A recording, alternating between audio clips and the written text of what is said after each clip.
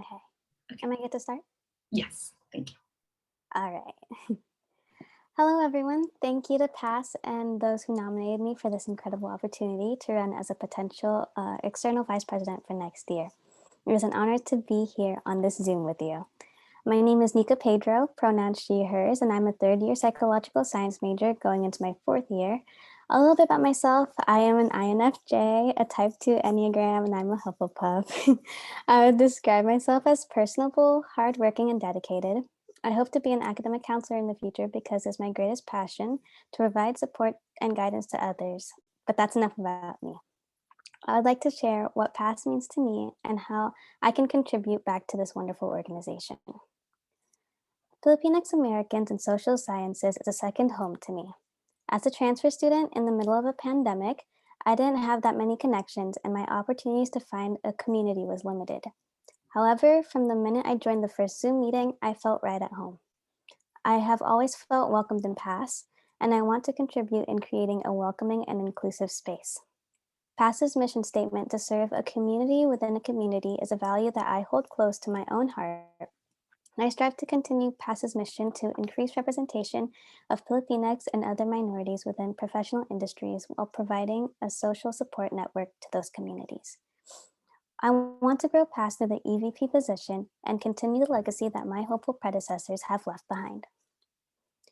I am qualified to be your next external vice president with my years of experience in public speaking, event planning, and leadership roles. I interned under academics and am currently an intern for the Filipinx American Culture Night, or PACIN, under Kababayan at UCI, a sister organization.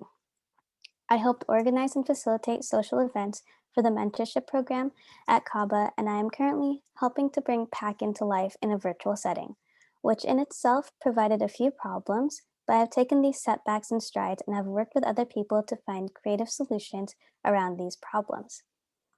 Outside of my affiliation with school organizations, I was a former peer leader and college assistant in my community college, College of the Canyons. As a peer leader, I facilitated workshops for incoming students and created 2-year academic plans for those students with the intent to transfer to 4-year universities. I am also experienced in collaborating with other departments, being a part of my community college's outreach program. I plan on using the experience that I have to apply it to my EVP role in order to create and strengthen relationships with other orgs on and off campus. I admit I am at a slight disadvantage being a transfer student coming to UCI during a global pandemic. I fear that I do not know enough resources at UCI to which I can connect members, but I am a hard worker. I am willing to learn to better fulfill the role as EVP, and I am ready to go above and beyond to serve PASS board and its members. As EVP, I promise to honor the current duties and responsibilities of the role, such as being a cross-cultural affiliate, being a past representative for Alianza ng Kababayan, and planning the annual Winter Quarter Conference for Asian American Pre-Professionalism, or CAP. As EVP, I want to strengthen Alianza relationships with our sister organizations. I also want to maintain relations with the public on and off campus and promote PASS in her best interest. Some new ideas I have for the EVP position is to collaborate with our sister organizations outside of general meetings. This includes more events or socials with our sister orgs members. Nick, our current EVP, has collaborated with the other Alianza orgs to create an accessible space for all members of each organization to come together and create new friendships through the Alianza Discord server. I want to continue their work in addition to creating new mediums for our sister organizations to interact. UCS population is so diverse, so I want to utilize that to create more collaborations with organizations outside of Alianza. Another plan of mine is to foster relationships with cultural and professional organizations outside of UCI. I want to collaborate with these organizations so that members can have networking opportunities to build their connections. I will work with the future Alumni Relations Director to continue our relationships with our alumni members to create professional connections for past members. Last but not least, I want to strengthen new relationships with school resources for our members. UCI offers a vast amount of resources for students, and I want to emphasize those resources for our members, whether it be professional or personal. I have a lot to learn, but I am willing to step up to the plate and become the EVP that PASS deserves. I have a lot of love for this organization, and I am willing to do everything it takes to serve the organization for current and future members. Thank you. Thank you, Nika. So we will be moving into the Q&A session. So, you good? Ready? All right, first question again is for myself. So external vice presidents historically have very busy schedules, balancing classes with multiple weekly meetings. How do you plan to prevent burnout? I plan on preventing burnout by not taking on too much on my plate. I've learned from, shout out to my mentor. She knows that I am very ambitious with the things that I want to do. And then she has reminded me, like, you don't have to prove anything to anyone. All you have to do is take on what you can, and like everything else, if it was meant to be, it's gonna happen. So my approach to burnout is dedicating my time to EVP and just making sure that I take care of myself first and foremost, and also just making sure that I do the best of my abilities to serve the EVP position. Thank you. The second question regards CAP. So you previously mentioned CAP during your platform. CAP, or the Conference for CAP, all right, is one of your biggest responsibilities as external vice president. Do you have any ideas for what direction you would like to take the conference in the future? I will admit that I don't have much experience in planning CAP, and from what I gathered, it is a very big event, and not knowing many professional speakers on one hand would be very challenging. So I think that I will. I'll still have to think about it, but I want to gather a diverse amount of Asian American professionals in different fields, such as law, I'm sorry, like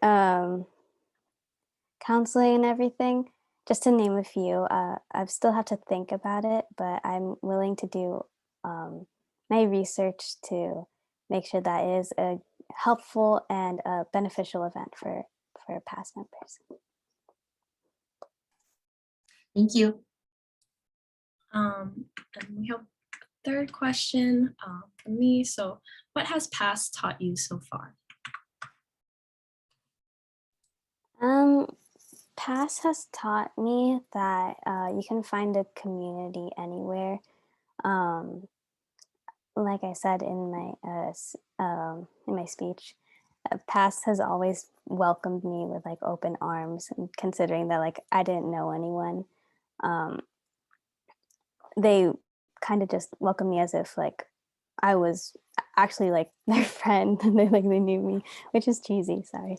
But yeah, I just PASS has really taught me that the people that you're meant to be with, your community, will always find you, whether it's in person or virtually. Thank you. Okay. I would like to open up to the floor for any general members that would like to ask any questions.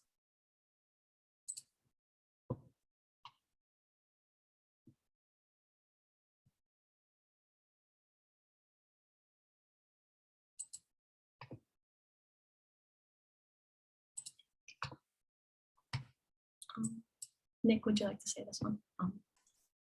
Yes. So we have one question from French.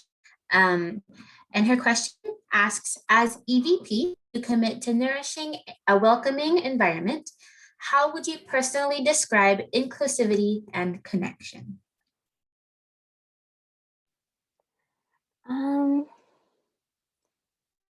For me, connection is sorry if I don't like speak it eloquently. I'm just gonna try to like speak out my thoughts. But inclusivity is just making sure that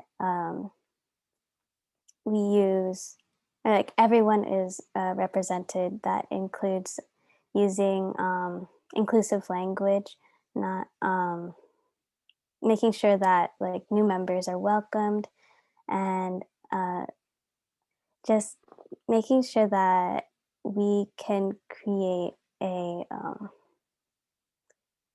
like an open space for those who join PASS, and make sure that we're checking up on our members, and just kind of just making it like a family, the same way that I was treated when I came to PASS.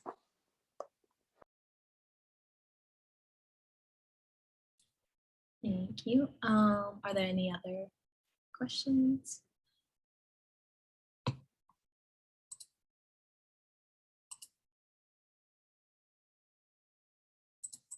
Okay.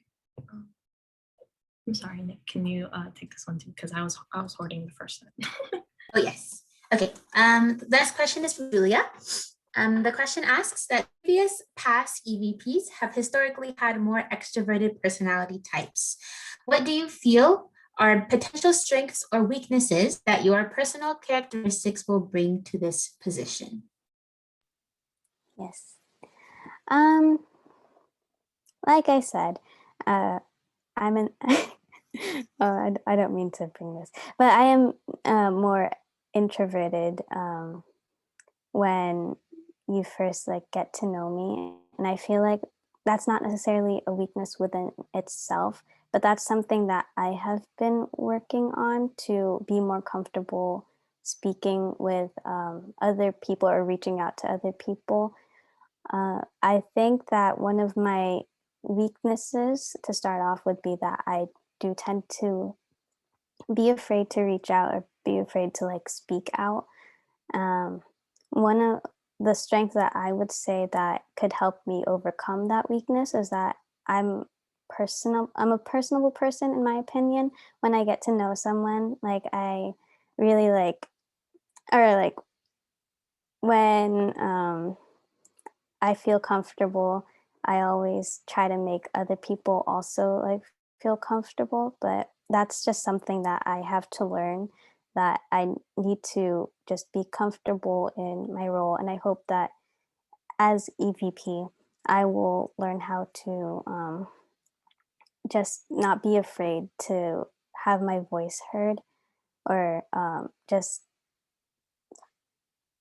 not be myself, but like be more comfortable displaying other parts of my personality. And I also feel like some of the strengths that I have is that um, I have not a strength, but I would say that I'm really passionate about PASS, and just knowing that I really want this organization to grow and to succeed and just be this amazing place for people. I will like do everything that I can in order to make it that place that I envision it. So yes. Thank you. All right. We are going to conclude there. So thank you, Nika, for your platform. Virtual class. I'm going to